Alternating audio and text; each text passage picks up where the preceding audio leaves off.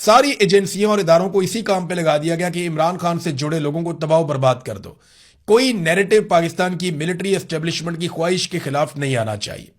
اور ایجنسیاں وہ کام کرنا شروع ہو گئیں جو کام اس شدت سے انہوں نے اس سے پہلے کبھی نہیں کیا تھا، اور اس کے اثرات آپ کو آنے والے سالوں میں نظر آئیں گے.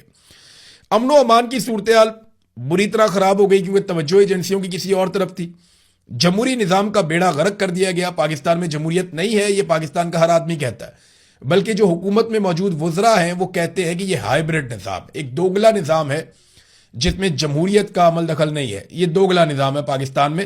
جرنیل ملک کو چلا رہے ہیں اور ہم صرف سٹیئرنگ ویل پہ بیٹھے ہوئے آپ کو دکھائی دے رہے ہیں، اپنے منہ سے کہتے ہیں وہ.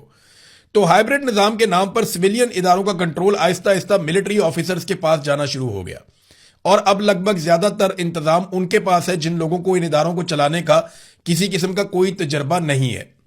سرمایہ کار پاکستان سے بھاگ گئے اور برین ڈرین لگاتار ہو رہا ہے. لوگ اپنا سرمایہ پاکستان سے نکال رہے ہیں، ہنڈی کر کے، کسی بھی طریقے سے منی لانڈرنگ کر کے لوگ پاکستان سے باہر پیسہ لے کر جا رہے ہیں. یورپ میں بہت پیسہ گیا ہے، برطانیہ میں بہت پیسہ گیا ہے، لوگ مڈل ایسٹ کے اندر بہت پیسہ نکال کر لے گئے ہیں.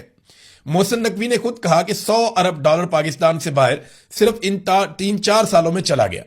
یہ محسن نقوی نے اپنے منہ سے بتایا. اصل فگر اس سے بھی زیادہ ہے. تو سرمایہ کار بھی پاکستان سے بھاگ گئے.